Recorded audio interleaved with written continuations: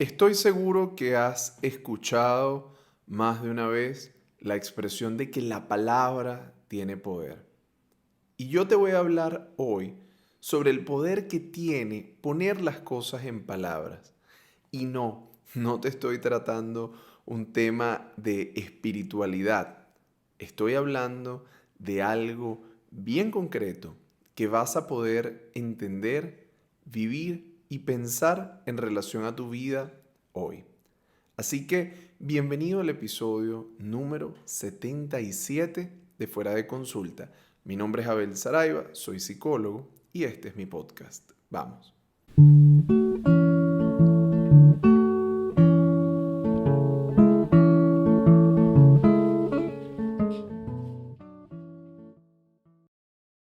Tal como lo anunciaba, el tema de hoy es la palabra. ¿Por qué la palabra tiene poder? Y si es que tiene algún poder. A ver, decía que hoy no vamos a hablar sobre espiritualidad. Sin embargo, incluso en ese origen, la palabra tiene un enorme poder. En el principio era el verbo.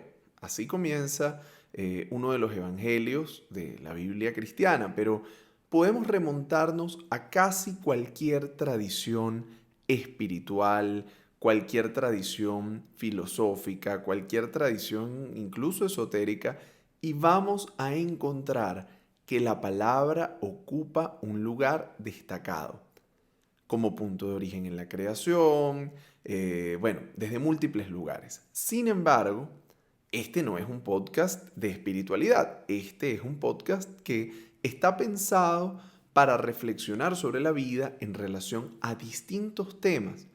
Y justo el de la palabra nos convoca hoy porque la palabra es el mecanismo o es el medio o dicho de otra manera, es aquello que posibilita, que nos permite pensar la vida.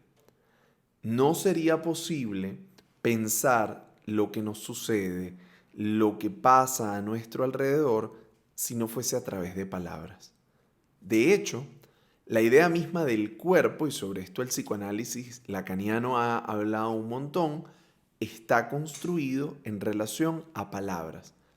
Esa idea que tenemos de que el cuerpo es como una unidad y ya, y como está pegado y como está en el cuerpo, en uno, es autoevidente, es menos evidente de lo que parece. Y lo digo porque lo que sentimos, pensamos y cómo entendemos incluso nuestro propio cuerpo tiene que ver con las palabras con las que se ha construido esa noción. Es decir, con lo que nos han dicho de nosotros, de nuestro cuerpo, de las experiencias que vamos teniendo, por lo que el cuerpo es, así como el yo, una construcción que se da, pues, en buena medida gracias a la palabra. Ahora bien, el asunto con las palabras, entonces, es que constituyen la forma a través de la cual nos explicamos el mundo, pero el mundo tampoco se reduce solo a lo que podemos decir de él. Esto justo sería esa dimensión, ese límite de las palabras, lo que marca lo real de la existencia, que es eso para lo que no hay palabras. Pero quiero que vayamos al punto sobre por qué es tan potente la palabra. Y venimos diciendo, bueno, mira, si lo vieras espiritualmente, porque desde ahí está la creación. Si lo vieras desde el punto de vista psicoanalítico, porque allí reside la forma en la que nosotros contactamos con el mundo, ¿no? El mundo está en el lenguaje, ¿no? Por ponerlo de alguna manera. Y si nosotros lo llevamos también al campo justamente de lo psicológico, bueno, porque vamos a entender que las palabras nos permiten conectar, nos permiten pensar, nos permiten entender y en cualquier caso, esto es decisivo para vivir. Además, quiero decir algo. Cuando la gente dice la palabra tiene poder, por lo general alude a un sentido como más pseudo esotérico, ¿no? De no lo digas porque puede pasar. O cuidado con lo que pones en palabras porque tiene poder. Incluso hay personas que les aterra enormemente hablar de temas como la muerte, hablar de temas desagradables, hablar de temas como el suicidio, a propósito de que el día anterior a la grabación de este episodio fue el Día Mundial para la Prevención del Suicidio. Es decir, son temas de los que nadie quiere hablar porque pareciera que si los nombramos van a suceder. Y esta es quizá la versión más nociva, menos constructiva de lo que significa el poder de la palabra. El poder de la palabra es tal en la medida en que nos ayuda a cambiar nuestra realidad. Porque la realidad, y a esto quería llegar, la realidad es menos objetiva de lo que nosotros quisiéramos pensar. ¿Qué quiero decir con esto? Que la realidad es mucho de cómo nos la contamos, es mucho de cómo la construimos, sin que esto implique que es que desconocemos que hay cosas tangibles con las que nos relacionamos y que llamamos habitualmente objetivas. Si la realidad es menos objetiva de lo que parece, entonces es subjetiva. Y si es subjetiva, implica a la persona, implica a los sujetos. Y si implica a los sujetos, implica la palabra. Ahora, si hacemos el camino de regreso, nos encontraremos con algo que yo creo es muy positivo, muy interesante, y es el hecho de que cuando nos damos cuenta que con la palabra construimos el mundo, no tenemos por qué ser únicamente receptores de ese mundo construido, sino que podemos dar un paso al frente y cambiar la manera en que construimos nuestra realidad. Las historias que nos hemos contado, la forma en que nos conectamos incluso con el cuerpo, nuestra dinámica en general puede transformarse hasta cierto punto a partir de cómo nos relacionamos. De manera que la palabra sí tiene un gran poder. Ahora, tan poderosa es que muchos síntomas, muchos conflictos, muchos trastornos incluso, empiezan a tener cambios, empiezan a hacer posible una cura a partir de la palabra. De hecho, este es el origen del psicoanálisis. La cura por la palabra. Cómo nosotros podemos sanar padecimientos que inclusive parecen del registro del cuerpo y resulta que son un integrado, son una construcción donde la palabra se integra con el cuerpo, hace una relación significativa con el cuerpo que produce un síntoma. Es decir, que eso que pensamos, eso que sentimos, eso que experimentamos emocionalmente, se expresa en el cuerpo porque el cuerpo y la palabra no están separados. Dicho de otra manera, esta idea cartesiana de que la mente y el cuerpo son cosas distintas no va. La mente y el cuerpo están profundamente conectadas, de manera que incluso para abordar temas corporales tenemos que pasar ciertos procesos por la palabra.